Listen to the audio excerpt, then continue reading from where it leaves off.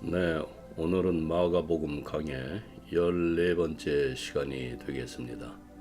마가복음 4장 1절에서 20절까지의 말씀. 설교 제목은 씨 뿌리는 자의 비유입니다. 본문을 봉독하겠습니다. 예수께서 다시 바닷가에서 가르치시니 큰 무리가 모여들거늘 예수께서 바다에 떠있는 배에 올라 앉으시고 온 무리는 바닷가의 육지에 있더라. 이에 예수께서 여러 가지를 비유로 가르치시니 그 가르치시는 중에 그들에게 이르시되 들으라. 씨를 뿌리는 자가 뿌리러 나가서 뿌릴새 더러는 길가에 떨어지매 새들이 와서 먹어버렸고 더러는 흙이 얕은 돌밭에 떨어지매 흙이 깊지 아니하므로 곧 싹이 나오나 해가 돋은 후에 타서 뿌리가 없으므로 말랐고 더러는 가시떨기에 떨어지매 가시가 자라 기운을 막음으로 결실하지 못하였고 더러는 좋은 땅에 떨어지매 자라 무성하여 결실하였으니 30배나 60배나 100배가 되었느니라 하시고 또 이르시되 들을 귀 있는 자는 들으라 하시니라. 예수께서 홀로 계실 때에 함께한 사람들이 12 제자와 더불어 그 비유들에 대하여 물으니 이르시되 하나님 나라의 비밀을 너희에게는 주었으나 외인에게는 모든 것을 비유로 하나니 이는 그들로 보기는 보아도 알지 못하며 듣기는 들어도 깨닫지 못하게 하여 돌이켜 죄 사함을 얻지 못하게 하려 함이라 하시고 또 이르시되 너희가 이 비유를 알지 못할진대 어떻게 모든 비유를 알겠느냐. 뿌리는 자는 말씀을 뿌리는 것이라.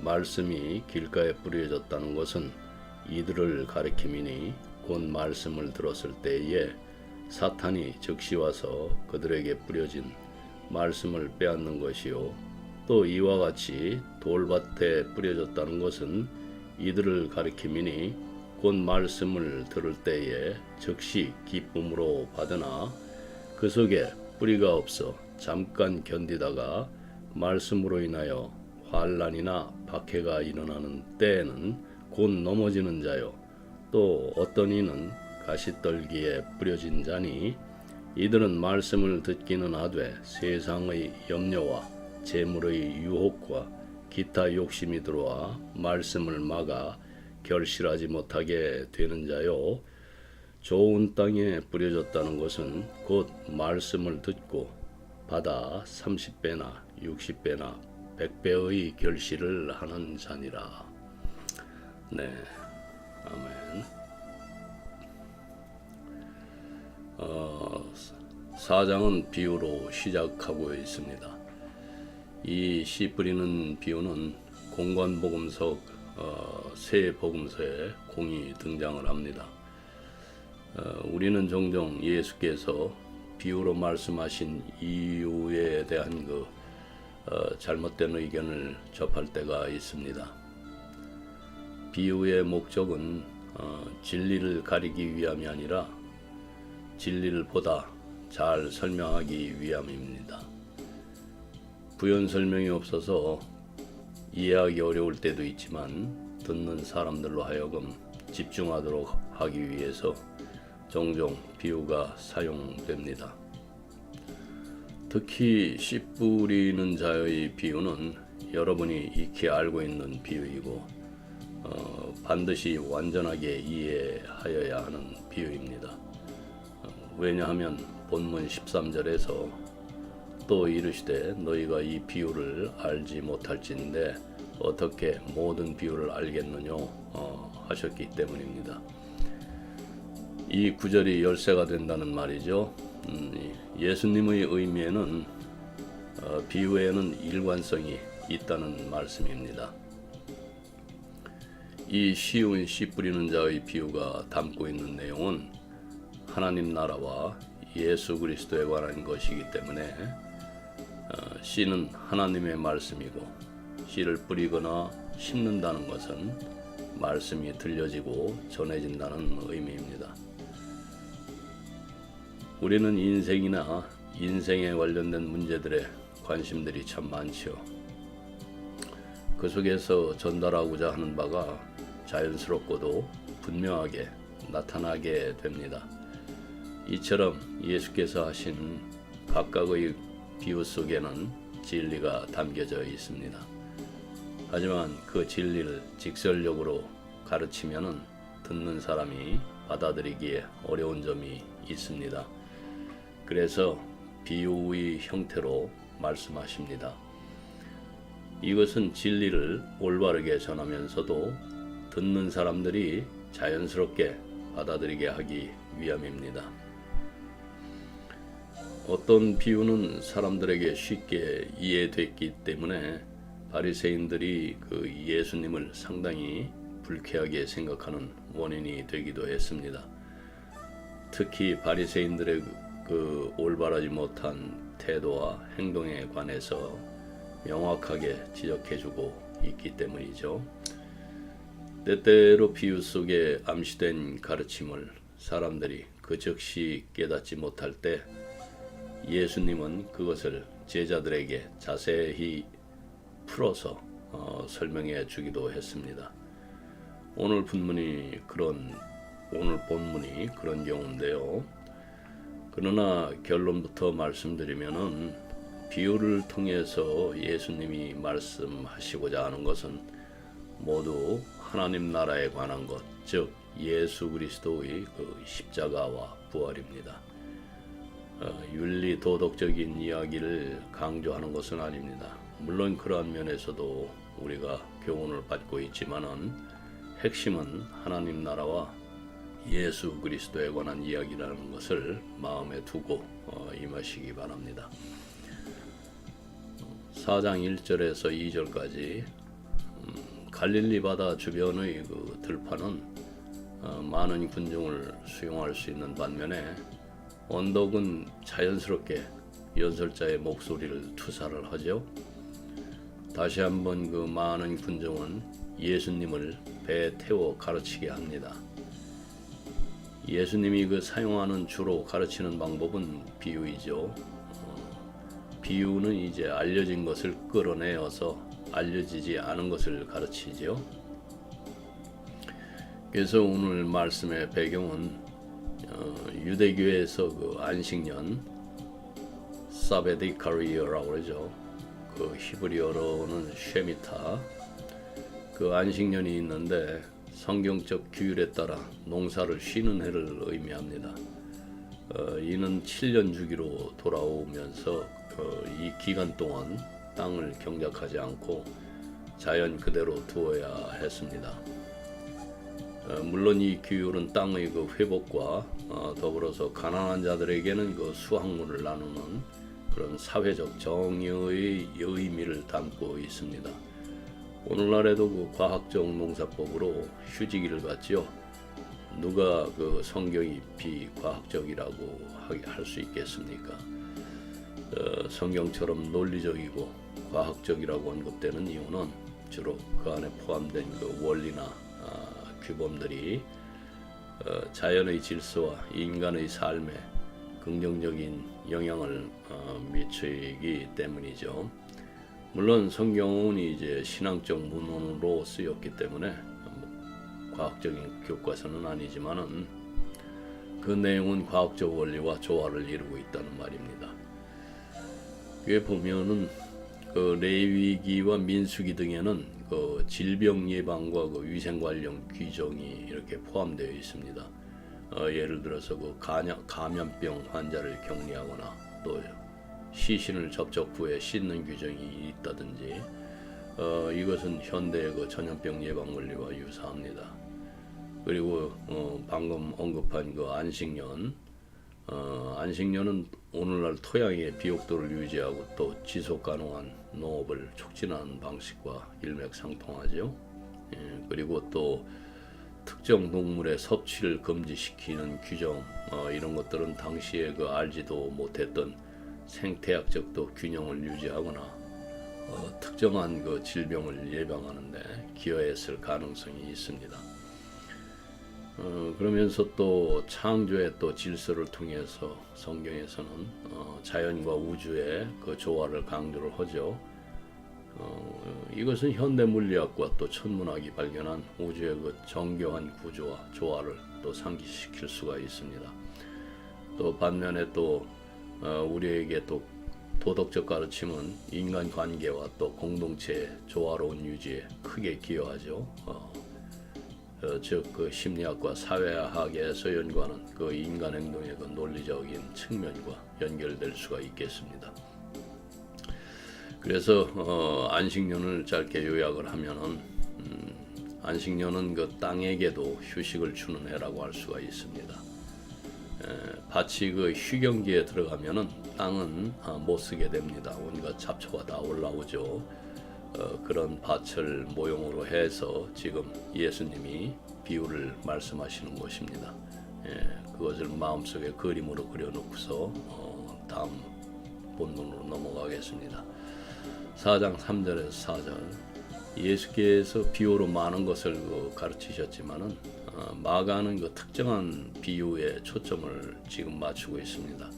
씨 뿌리는 사람, 영어 성경에서는 들으라, listen, 그리고 집중하라는 behold라는 단어로서 군중의 주의를 끌기 위해서 사용했습니다. 그러니까 듣고 듣는다는 뜻의 그리스어 헬라어 아코우오라는 단어를 12번이나 이렇게 사용을 했습니다. 들으라. 이 단어에 동그라미를 해놓으세요. 이 장의 핵심 주제 단어입니다. 사람이 어떻게 듣는지는 예수님과 그 열매 맺음과의 관계에서 매우 중요합니다. 일반적으로 땅을 먼저 갈고 나서 씨 뿌리는 사람이 허리에 메인 주머니나 바구니에서 씨앗을 뿌리면서 밭을 이렇게 돌아다닙니다. 농부는 씨앗을 덮어서 이렇게 발화를 보장하기 위해 소 뒤에 가지나 나뭇가지 아니면 통나무를 끌게 했습니다. 그래서 첫 번째 씨앗은 길가, 호도스, 길가에 떨어졌는데 호도는 밭을 둘러싼 이렇게 길을 말합니다. 그것 때문에 공중의 새들이 날아와서 그것을 먹어 치웠습니다. 예수님의 말씀 중에서 나는 길이요 진리요 생명이니 라는 것은 요한복음 14장 6절의 말씀이 있는데요. 이 길과 연관을 해서 생각하면 어떻게 생각이 됩니까? 이 말씀은 예수님께서 제자들에게 자신의 역할과 하나님께로 가는 길에 대해서 말씀하시는 중에 중요한 부분 중 하나이죠. 그런데 길가에 떨어지면 새에게 먹히게 된다는 것은 우리가 예수라는 길 위에 떨어져야 한다는 역설이기도 합니다. 그러면 여기서 씨는 무엇을 의미하는지, 씨는 말씀이라고 위해서 잠시 말씀을 드렸는데 구약과 신약에서 씨라는 개념은 하나님과 인간 그리고 구속의 약속을 연결하는 중요한 상징으로 나타납니다. 씨는 어떤 농업적인 의미뿐만이 아니고 영적인 메시지와 밀접하게 연결되어 있죠. 구약과 신약 모두에서 그 의미가 이렇게 발전돼 나갑니다. 구약에서의 씨를 좀 찾아보겠습니다. 창세기 3장 15절에서 보면은 여자의 후손이 내 머리를 상하게 할 것이요. 여기에서 여자의 후손 씨라고 표현이 되어 있습니다. 히브리어로는 제라라는 단어입니다. 너는 그의 발꿈치를 상하게 할 것이니라. 여자의 씨는 최초의 구속 약속을 지칭을 하고 또 메시아의 탄생을 예고를 합니다.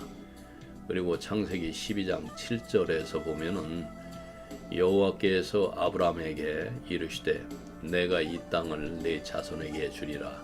그래서 여기에 아브라함의 자손, 이것도 씨입니다. 이스라엘 민족의 그 기원이자 하나님의 그 언약을 상징합니다.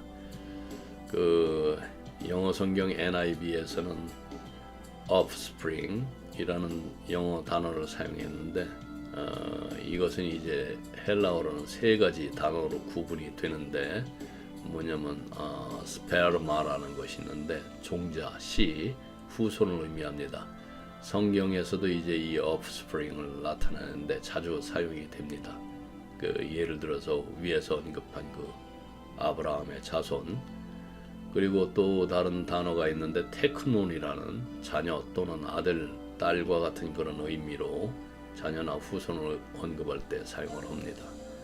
그리고 게노스라는 단어가 있고 혈통, 종족. 이 단어들 중 어떤 것이 사용된 경우 그 사용된 문맥을 살펴보는 것이 중요합니다.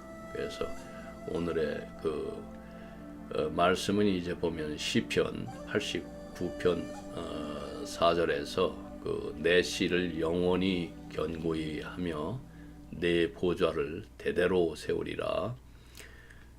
씨는 그 다윗의 후손과 영원한 왕국에 대한 예언으로 또 메시아가 다윗의 그 계보를 통해서 올 것을 암시를 합니다.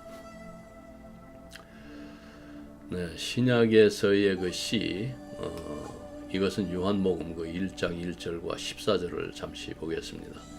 요한복음 1장 1절은 태초에 말씀이 그러니까 씨가 계시니라. 이 말씀이 하나님과 함께 계셨으니 이 말씀은 곧 하나님이시라. 그리고 14절에서 말씀이 육신이 되어 우리 가운데 거하심에 우리가 그의 영광을 보니 아버지의 독생자의 영광이요 은혜와 진리가 충만하더라. 이 두 구절은 그 예수님이 하나님의 말씀으로서 이 땅에 오셔서 인간의 모습으로 육화하셨음을 강조를 합니다. 성경의 그 핵심적인 메시지 중 하나죠. 이런 말씀들이 참 의미심장하죠. 그리고 마태복음 또 13장 3절에서 9절까지 보면은 여기서 예수님은 또 씨를 하나님의 말씀으로 이렇게 비유를 합니다. 땅에 따라서 씨가 열매 맺는 결과가 달라지는 것을 통해서 믿음의 그 열림과 결실을 설명을 합니다. 오늘 본문의 그 정확한 내용입니다. 그리고 그 갈라디아서 또 3장 16절에서 보면은 이 약속들은 아브라함과 그의 자손에게 말씀하신 것인데 그 자손은 곧 그리스도니라. 네. 바울은 씨가 단수형으로 사용된 점을 이렇게 강조를 합니다. 그것이 예수 그리스도를 지칭한다고 해석을 합니다. 아주 확정해서 말하죠. 네. 그 자손은 곧 그리스도니라. 그리고 한 군데 더 보면은 그 요한복음 그 12장 24절에서 한 알의 밀이 땅에 떨어져 죽지 아니하면 한 알 그대로 있고 죽으면 많은 열매를 맺느니라. 예수님 자신을 씨앗에 비유하죠. 그의 죽음과 부활을 통해서 많은 영혼을 구원할 것을 나타냅니다. 그래서 이것을 비교 분석을 하면은 구약의 씨는 그 약속과 기대를 중심으로 해서 그 메시아의 오심과 또 하나님의 언약 성취를 지향을 하고, 신약의 씨는 실현된 그 약속으로 그리스도를 통해서 이루어진 구속과 복음의 확장을 강조를 합니다. 두 경우 모두 씨는 하나님의 말씀, 믿음 그리고 생명의 상징으로 이렇게 작용을 하죠. 성경 전체를 관통하는 그 연속성을 이렇게 제공을 합니다. 이처럼 씨는 성경에서 그 핵심적인 구속사적 그 메시지를 담고 있는 그 상징입니다. 그래서 여기까지 설명이 되었으니까 이제 좀 전체 내용이 이렇게 마음속에 담아져 들어올 것입니다. 조금 속도를 내겠습니다.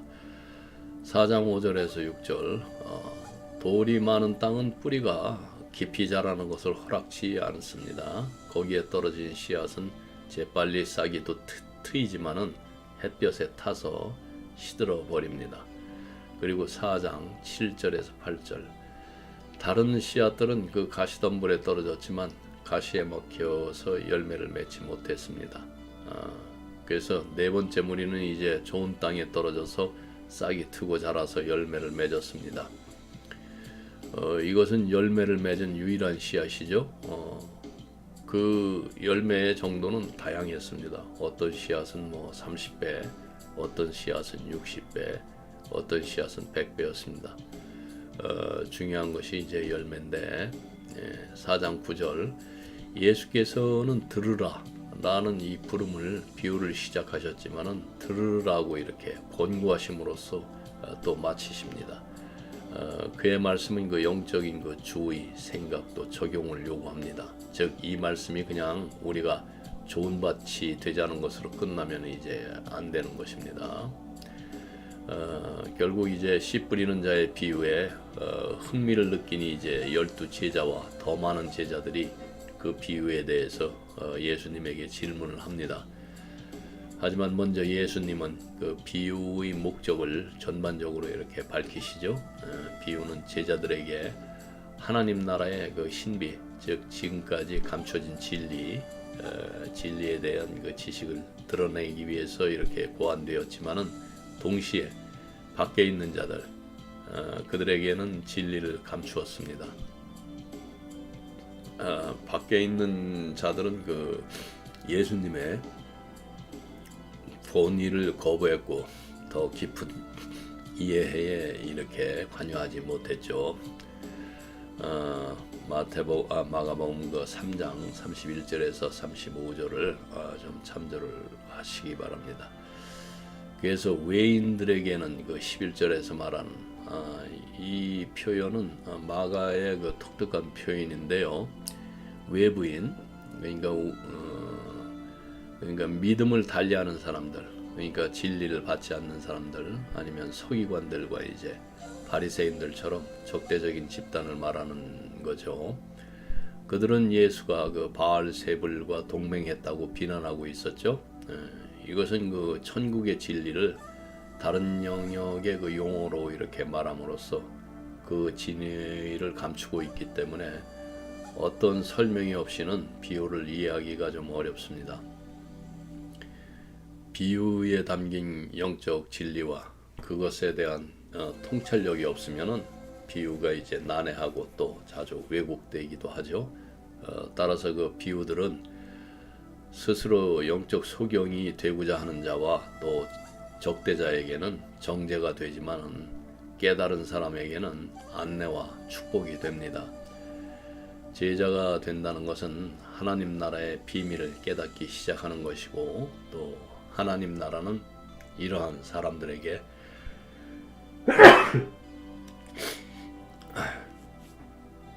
점차로 이제 임하게 될 것이라는 내용이죠.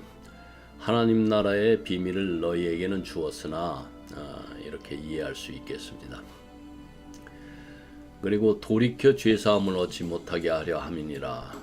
그래서 이 말씀은 이제 우리가 어떻게 이해를 해야 되냐면은 예수님을 향한 그 신성 모독적 비난을 하는 그 바리새인과 같은 사람들에게 적합한 그런 고의적인 무지와 배척에 대한 정죄의 목적을 갖는 말씀입니다.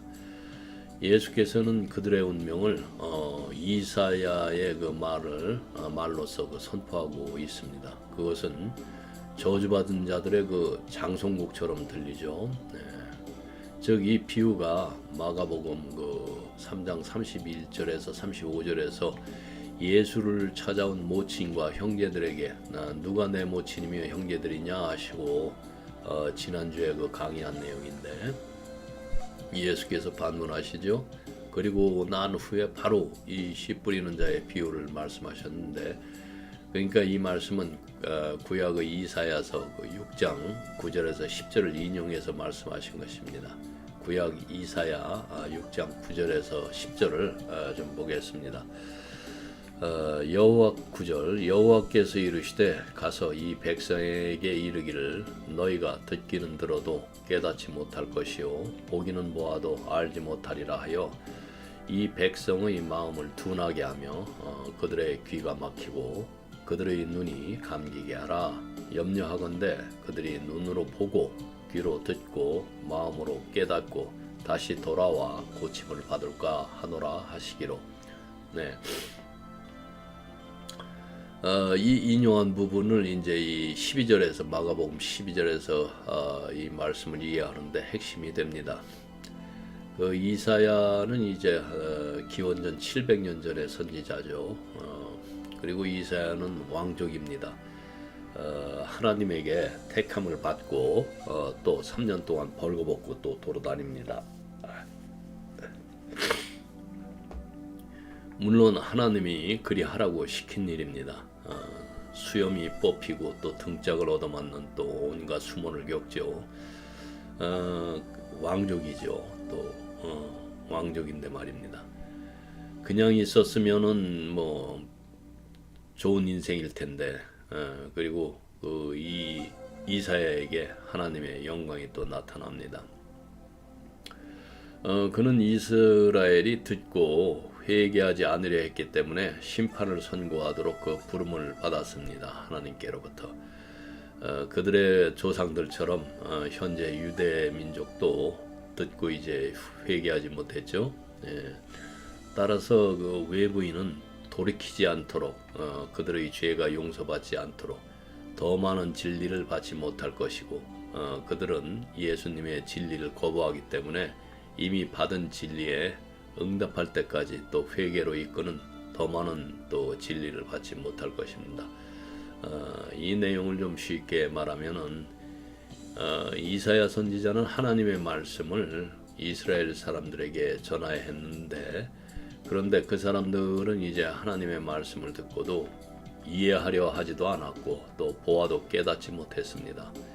그들은 그 고집을 부리고 또 잘못을 고치려 하지 않았죠. 그래서 하나님은 이사야에게 그들이 고집을 부리고 회개하지 않도록 진리를 더 알려주지 마라 이런 말씀입니다. 즉 하나님의 백성이 아니면은 못 알아듣는다는 말입니다. 그들에게 말씀이 떨어지면은 점점 더 귀가 막히고 눈도 막힙니다. 못 알아먹습니다. 엉뚱한 그 자신들의 그 좁디 좁은 자신의 경험을 통해서 거기서 익힌 대로 생각하고 행동합니다. 즉 인간 의식의 한계를 가지고 무한하고 광대한 하나님을 인간의 생각으로 판단하는 우스꽝스러운 처사가 나오는 것입니다. 그 유한한 자가 무한을 평가하려 드는 참을 수 없는 이런 어리석음이 발동이 된다는 말입니다. 또한 사람들이 하나님과 진리를 받아들이지 않으면은 새로운 가르침이나 진리를 더 받을 수 없다는 뜻이기도 합니다. 이는 이사야 당시의 사람들뿐만 아니라 예수님의 진리도 받아들이지 않는 오늘날의 사람들에게도 똑같이 적용되는 이야기입니다.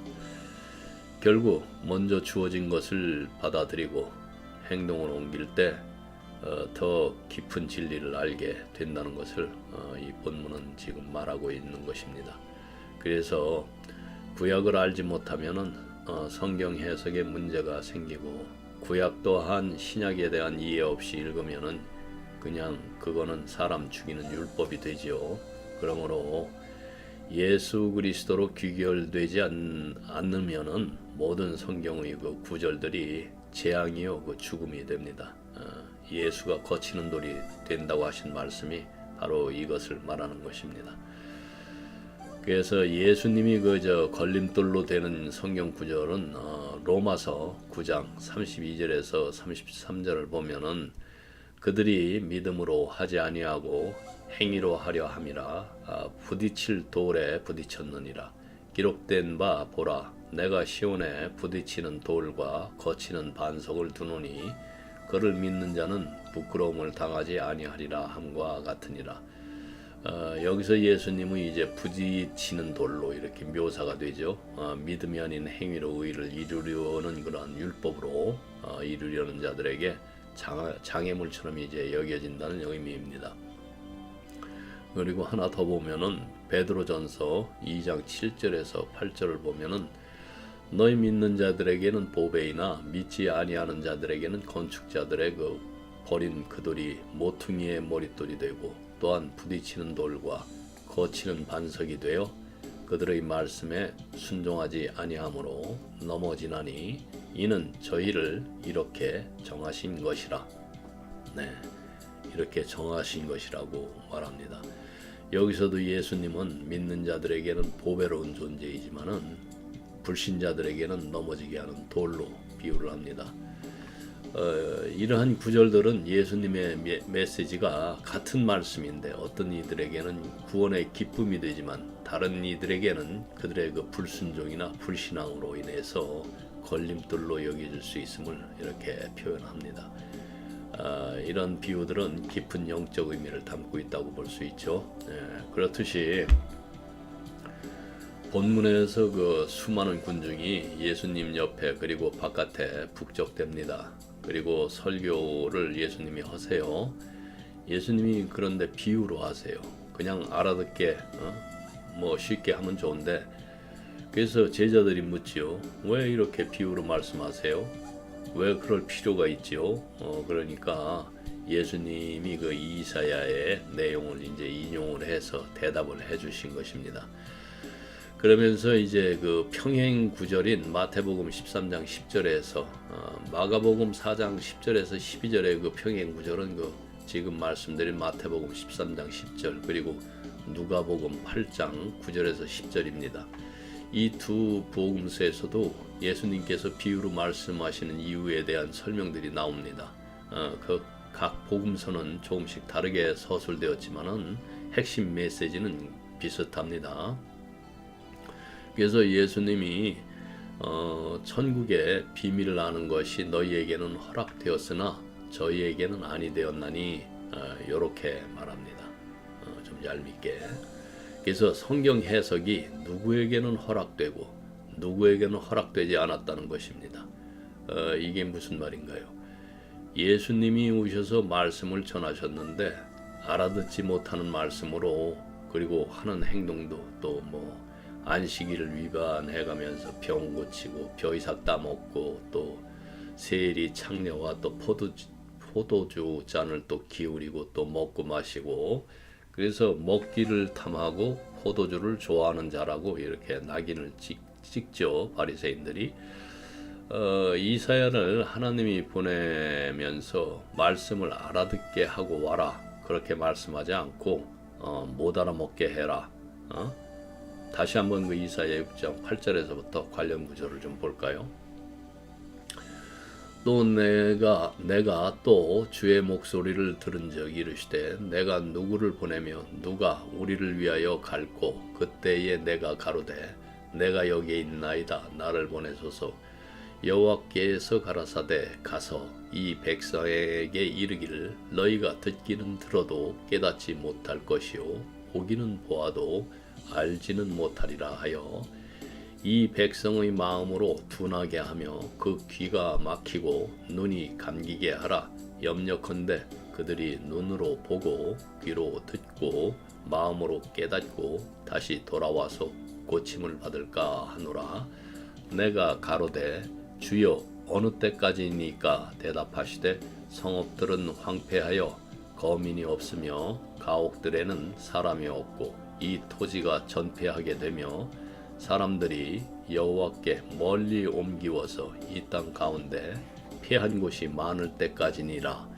그 중에 10분의 1이 오히려 남아있을지라도 이것도 삼키운 바 될 것이니 밤나무, 상서리 나무가 배임을 당하여도 구루터기는 남아있는 것 같이 거룩한 씨가 이 땅의 그 구루터기니라. 네, 아멘. 네, 여기서 그 13절에서 씨가 나오죠. 네, 바로 후손 히브리어로 그 제라 예수 그리스도 아브라함으로부터 그 유다 가문을 통해서 내려온 씨 예수 그리스도 그 거룩한 씨가 오실 때 성읍이 회복되고 또 막혔던 백성들의 그 눈과 귀가 뚫립니다. 수많은 무리가 있었지만은 그 거룩한 씨가 와서 말씀하시는 그 씨의 말씀을 알아듣지 못합니다. 택함을 받지 못한 사람들 눈에는 예수님이 안 보입니다. 그래서 부르심을 받은 자들만이 눈과 귀가 열리는 것이고요. 즉 예수의 부르는 따르라는 소리와 말씀이 목자의 목소리를 알아듣는 양들에게만 들린다는 말입니다. 실제로 양들은 목자의 목소리를 알아듣는 능력을 가지고 있습니다. 그 양들은 뛰어난 그 청각과 그 기억력을 통해서 특정 사람의 음성을 익히고 그 목소리를 알아차릴 수 있다고 합니다. 실제 실험을 했었는데요. 그 목자가 일관되게 특정한 방식으로 이렇게 소리내어 부르면은 양들은 그 소리를 인식하고 또 목자의 지시에 따라서 반응을 하게 됩니다. 이러한 능력은 그 목자와 양들 사이의 그 신뢰와 유대를 강화시키는 중요한 역할을 하죠. 그래서 예수님의 그 비유에서도 양들의 그 목자의 목소리를 알아듣는 이야기가 사용되었죠. 나중에 이제 이 비유는 다르게 될 것이지만은 다시 4장 13절로 넘어와서 예수께서는 그들의 그 영적 청력에 도전하는 그 두 가지 질문을 함으로써 이렇게 응답하십니다. 너희가 이 비유를 알지 못할진대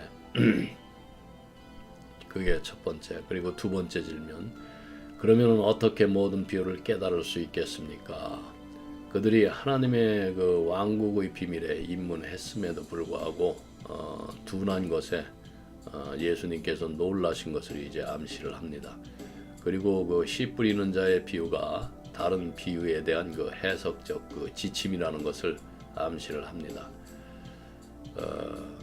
4장 14절에서 15절 간단히 말해서 씨앗은 예수 그리스도 말씀이죠.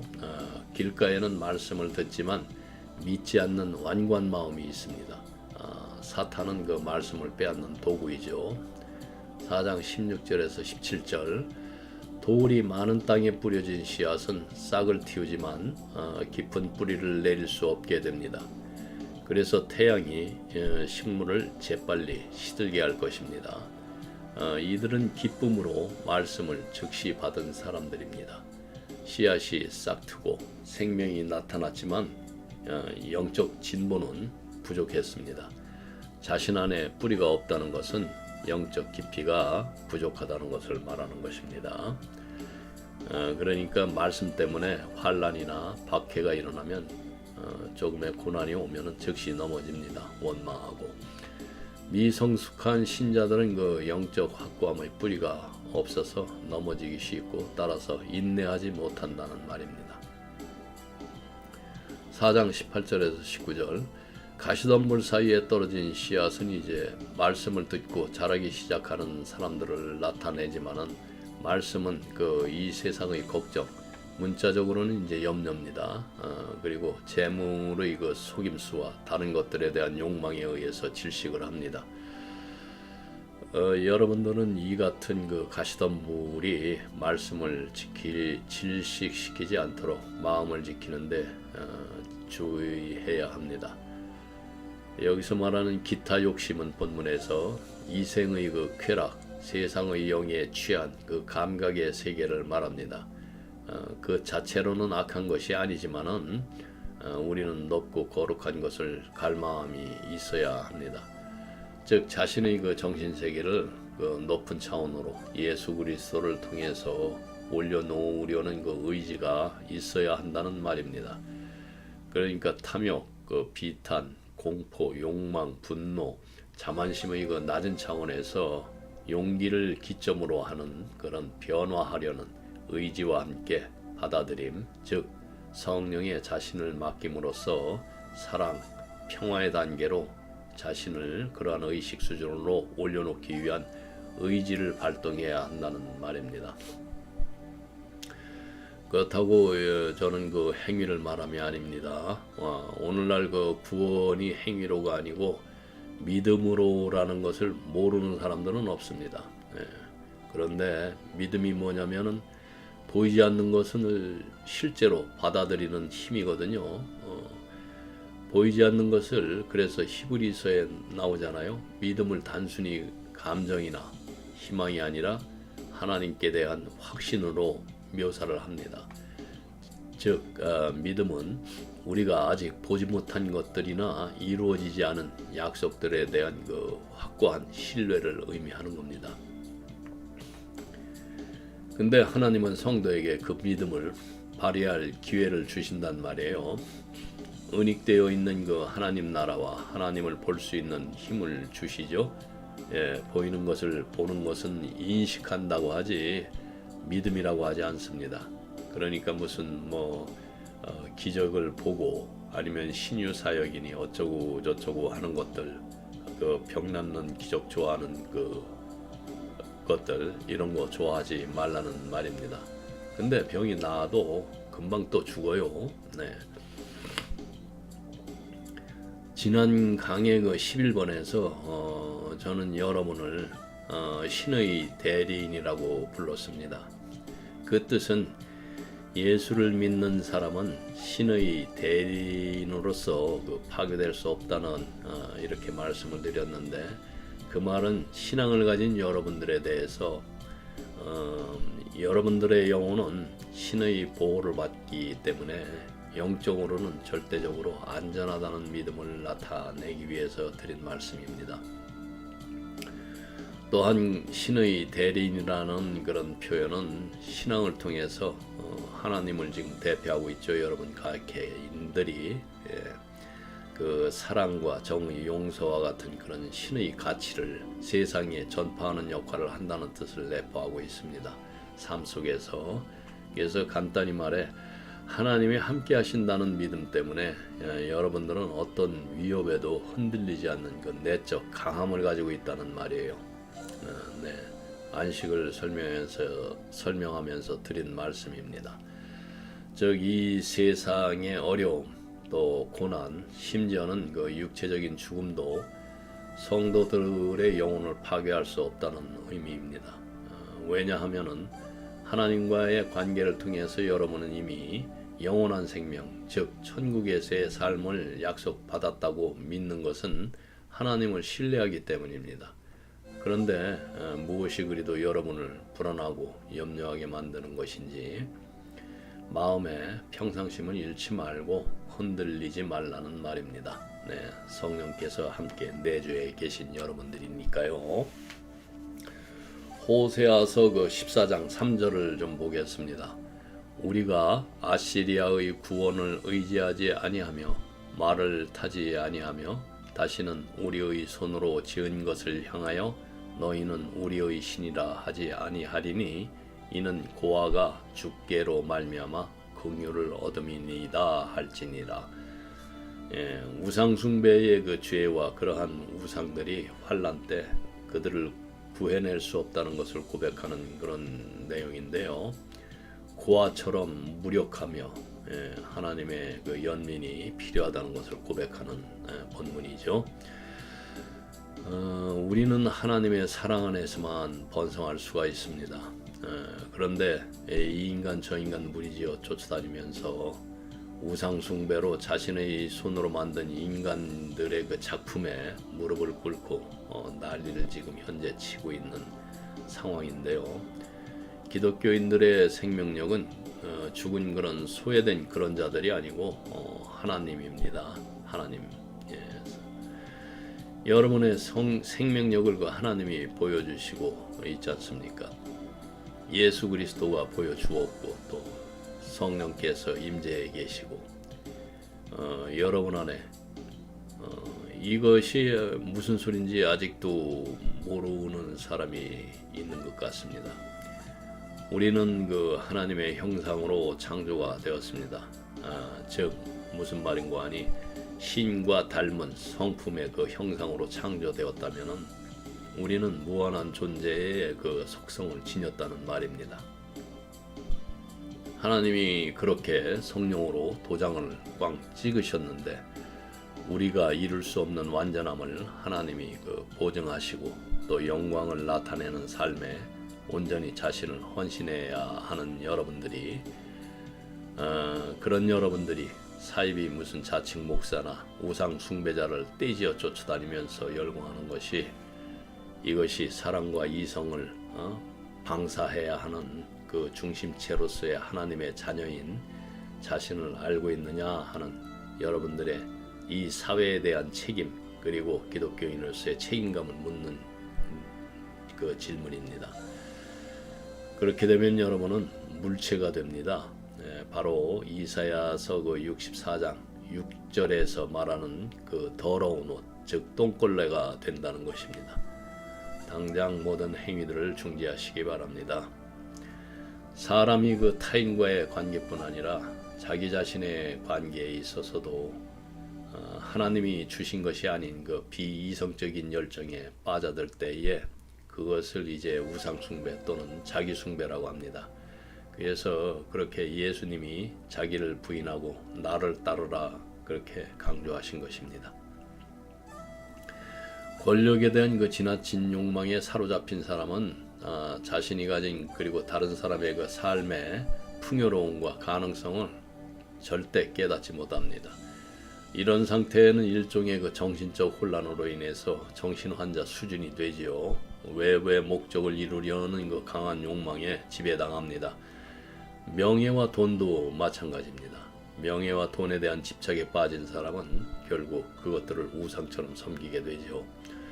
또한 하나님의 사역도 마찬가지입니다. 자신이 우상이 되어서 하나님의 이름을 포장하고 또 하나님의 이름을 더럽히는 것이죠. 그의 행위는 자신의 것이 아닌 마귀의 것이라는 것을 명심해야 합니다. 하나님이 주신 지성으로 올바로 생각하고 행해야 하는데요. 또 그곳에 가서 또 앉아있는 사람들은 또 무엇인지 지금 하나님께서 그 인간들의 그 마귀성을 폭로하고 있는데 그 앞에서 아멘하고 앉아있는 우리들도 그 마귀 새끼들이 되는 줄도 모르고 말이죠. 뭐 스마트폰 때문인지 도대체 머리는 어디다 두고 다니는지 생각들을 좀 하시기 바랍니다. 이 말은 내 말이 아닙니다. 출애굽기 그 20장 7절에 있는 10계명 중 셋째 계명에서 찾을 수가 있습니다. 너는 내 하나님 여호와의 이름을 망령되게 부르지 말라. 그리고 레위기 24장 16절에서는 하나님의 이름을 모두 갖는 자는 죽임을 당할 것이라는 그 율법이 명시되어 있습니다. 네, 죽어야 하는 자들이죠. 하나님의 말씀입니다. 본문으로 다시 돌아가겠습니다. 4장 20절 좋은 땅 그러니까 마음 말씀을 듣고 받아들이고 열매를 맺는 마음 열매를 맺는다는 것은 영적으로 생산적이라는 것을 의미합니다. 네 번째 그룹은 열매를 맺죠. 왜냐하면 그들은 말씀을 마음에 받아들이고 또 성숙한 열매를 맺기 위해서 인내했기 때문입니다. 여기서 중요한 것은 이제 우리가 열매도 중요하지만 그 마음의 과정, 즉 받아들임이 굉장히 중요한 것입니다. 받아들이고 있을 때에 그것의 열매는 자연히 성령께서 하나님께서 맺으세요. 그래서 선한 마음들 사이에서도 말씀은 서로 다른 그 정도의 열매를 맺게 됩니다. 이 비유는 말씀이 다양한 반응을 보일 것임을 이렇게 보여주는데요. 12제자는 그 6장 7절에서 이제 파견될 것이지만은 오늘날 우리가 받는 것과 같은 반응을 기대할 수가 있습니다. 그러면은 의역을 해서 본문 전체를 다시 읽어드리겠습니다. 반복해서 들어야 됩니다. 먼저 1절에서 20절까지. 그때 그는 다시 호숫가에서 가르치시기 시작하셨습니다. 그 어느 때보다 더 많은 군중이 그를 둘러싸고 모여들었으므로 그는 호숫가에 있는 작은 배에 올라타 앉으셨고 군중은 물가까지 땅을 덮고 있었습니다. 그는 비유로 많은 것을 가르치셨고 가르치시는 동안에 그는 이렇게 말씀하셨습니다. 3장에서도 예수님께서는 육지에서 조금 떨어진 곳에 이렇게 배를 띄우도록 명하셨죠. 이번에도 큰 무리가 예수께로 모여들자 그분은 배에 올라 앉으셨습니다. 마가복음 그 3장 1절에서 살펴봤는데 단지 예수를 만지자마자 병이 낫게 된 사건을 본 사람들은 그분이 가시는 곳마다 이제 손을 내밀어 그분을 만져보려고 했습니다. 이것이 이제 하나의 이제 법칙처럼 되어버렸는데 몸에 이상이 있는 사람은 모두 그분을 만지려고 했습니다. 이로 인해 모여든 무리가 서로 밀쳐서 예수님께서 그들을 가르치실 때마다 여간 곤혹스러운 일이 아니었죠. 만일 주위 사람들이 여러분들을 막 만지려고 이리저리 밀고 땡기고 이럴 때 어떤 기분이 들지 상상해 보시기 바랍니다. 때로는 그 모인 무리들을 상대하기가 힘들 때가 있었죠. 그래서 예수님은 배에 올라서 바닷가 육지에 있는 무리들을 향해서 가르치시곤 했습니다. 6장에서 보면은 모인 무리가 남자만 5,000명이라 했습니다. 그렇다면 가족 단위로 생각하면은 그 부인과 아이 하나 이렇게 합쳐도 한 명씩만 합쳐도 약 한 15,000명이 되는 사람들이 모인 겁니다. 당시의 그 인구 비례를 볼 때 상당한 엄청난 인구죠. 예수님의 말씀을 듣기 위해서 그분이 가시는 곳마다 따라다니는 그 거대한 무리를 상상할 수가 있습니다. 작은 배를 띄워서 이제 무리들로부터 조금 떨어진 곳에서 예수님은 말씀을 전하실 수밖에 없었겠죠. 그분은 그곳에서 여러 가지 이제 비유로 무리를 가르치십니다. 본문으로 들어와서 들어라. 이제 어떤 사람이 씨를 뿌리러 나갔는데 씨를 뿌리는 동안 길가에 씨앗이 하나 떨어져서 새들이 와서 먹어치웠고 어떤 씨앗은 흙이 별로 없는 바위 사이에 떨어졌는데 흙이 깊지 않아서 아주 빨리 싹이 텄고 하지만 해가 뜨자 타들어갔고 뿌리가 없어서 시들어 버렸습니다. 어떤 씨앗은 가시덤불 사이에 떨어졌는데 가시가 자라서 그 생명을 숨막히게 했고 열매를 맺지 못했습니다. 그런데 어떤 씨앗은 좋은 흙에 떨어져서 싹이 트고 자라서 씨앗보다 30배, 60배, 심지어 100배나 많은 열매를 맺었습니다. 여러분 보고 이런 열매를 맺으라고 지금 말씀하시는 게 아닙니다. 그런 다음 그는 덧붙였습니다. 귀가 있는 모든 남자는 귀를 사용하라. 들으라. 여기서 귀가 있는 자는 들으라 할 때에 이 사람은 호스라는 그 불변사라고라는 것이 있어요. 그 주격 남성 단수로 사용을 하셨어요. 남성 명사입니다. 그래서 이 남성 명사를 사용을 해서 그러면 여자는 포함이 안 되나? 그럼 여자는 듣지 말라는 말인가? 그런 말이 아니고요. 하나님의 자녀를 이제 통칭해서 전체 그 사람이라는 묶음 가운데 들을 능력이 있는 즉 영적 공동체 개개인 그 교회를 말하는 것입니다. 그리고 나서 그들이 예수님이 혼자 있게 됐을 때 그의 가까운 제자들과 12사도가 그에게 비유에 관해서 물었습니다. 그리고 그는 그들에게 말씀해 주셨습니다. 하나님 나라의 비밀이 너희에게는 주어졌으나 그 비밀을 모르는 자들에게는 모든 것이 비유로 남아 있으니 이는 그들은 보고도 볼 수 있으나 인식하지 못할 수 있다. 그들은 듣기는 들어도 깨닫지 못할 수도 있고 그러면 그들이 다시 돌이켜 용서받을 수 없을 것이다. 네. 그런 다음에 또 예수께서 계속해서 말씀하십니다. 이 비유를 정말 이해하지 못합니까? 그럼 모든 다른 비유를 어떻게 이해하겠는가? 뿌리는 사람은 메시지를 뿌리는 것입니다. 메시지가 뿌려진 길가에 있는 사람들은 그것을 듣자마자 사탄이 즉시 와서 그들의 마음에 뿌려진 것을 빼앗아갑니다. 마찬가지로 바위 사이에 뿌려진 씨앗은 주저하지 않고 메시지를 듣고 기쁘게 받아들이는 사람들을 나타냅니다.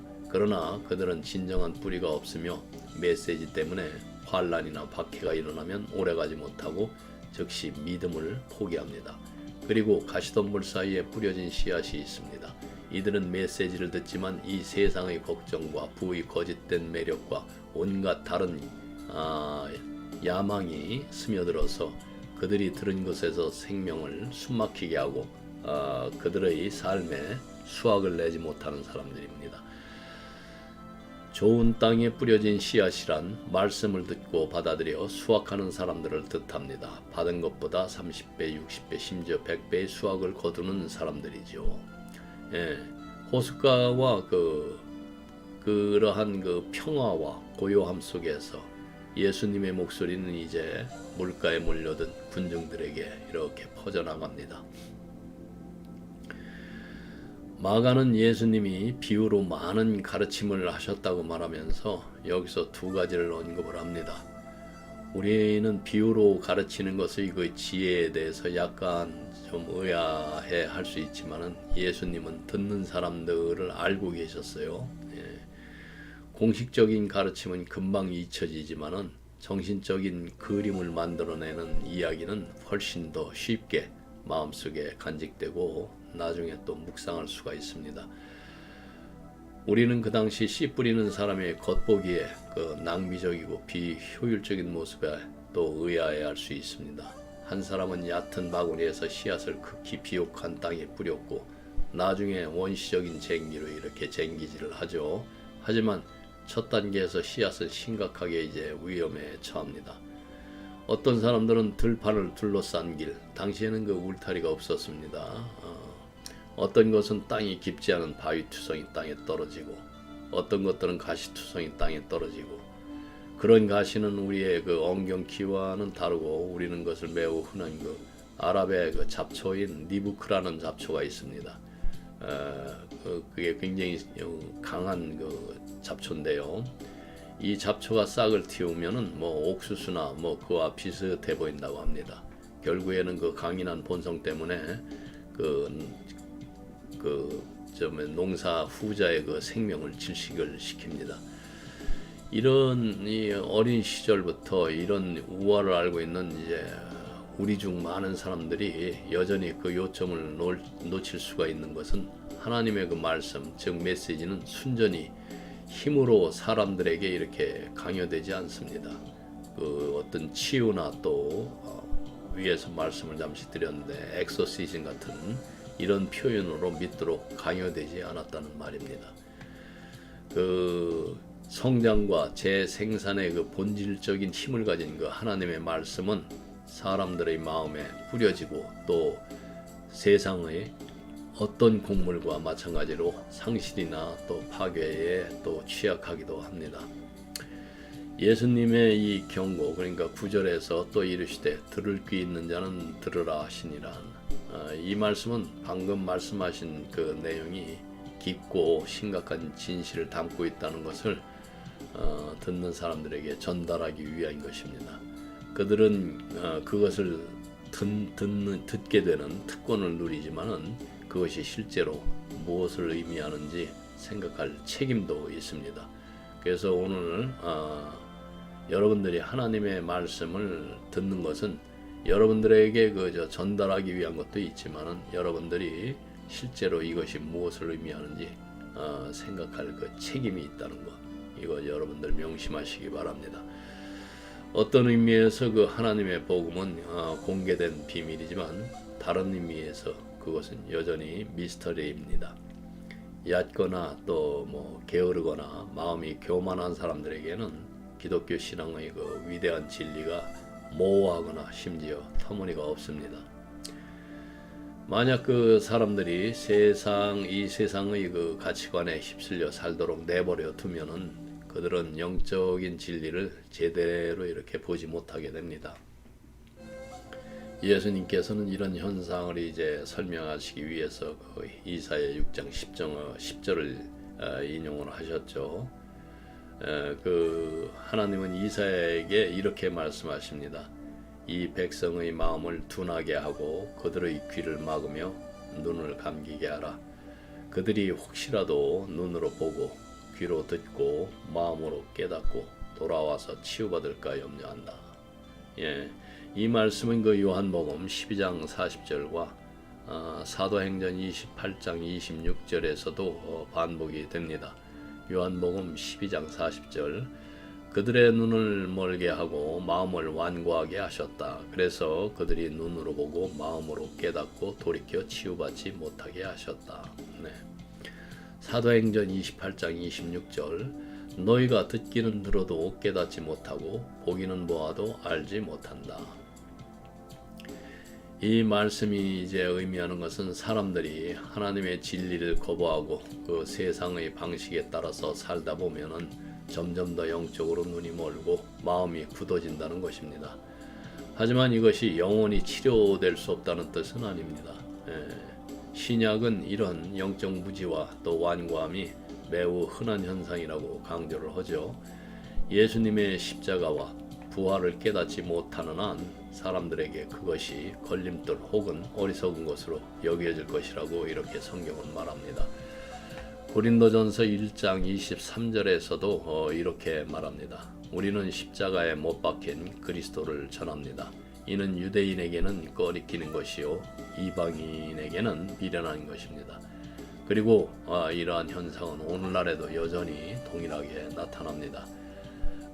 세상의 가치관을 따르는 사람들은 하나님의 그 진리를 받아들이기가 어려워져 예수님의 그 복음이 이해되지 않거나 거부당하기도 합니다. 그러나 마음이 열리고 영적 눈이 떠질 때 복음은 생명의 빛이 됩니다. 씨앗은 이제 하나님의 메시지이고 비유는 그 수용이 얼마나 다양할 수 있는지를 보여줍니다. 또 어떤 사람들은 듣지만 그 메시지는 결코 귀를 넘어서 이렇게 전달되지 않습니다. 어떤 사람들은 그 메시지를 열렬히 받아들이고 그것을 좋은 소식으로 여기지만은 그들은 지속력이 또 없고, 왜냐하면 그들은 어려움과 박해에 직면했을 때 그 메시지에 대한 그 책임을 질 준비가 되어 있지 않기 때문이죠. 그런 다음 말씀을 또 충분히 정직하게 받아들이는 사람이 있지만은 요즘 현대 생활의 그 압박이라 불리는 그 다른 것들과 편안한 그 풍요에 대한 야망이 그 메시지를 문자 그대로 질식시켜서 죽입니다. 이 세상의 일들은 이제 지금은 너무 커져서 그 말씀의 원래 영향력이 완전히 사라졌다고 해도 과언이 아닙니다. 마지막으로 하나님의 메시지를 자신의 존재에 깊이 받아들이고 수년에 걸쳐서 이렇게 바울이 성령의 열매라고 부르는 훌륭한 수확물을 생산하는 사람들이 있습니다. 그 갈라디아서 5장 22절 오직 성령의 열매는 사랑과 희락과 화평과 오래 참음과 자비와 양성과 충성과 어떤 상태의 밭에서 이런 갈라디아서 5장 22절의 열매가 나오는지 한번 볼까요?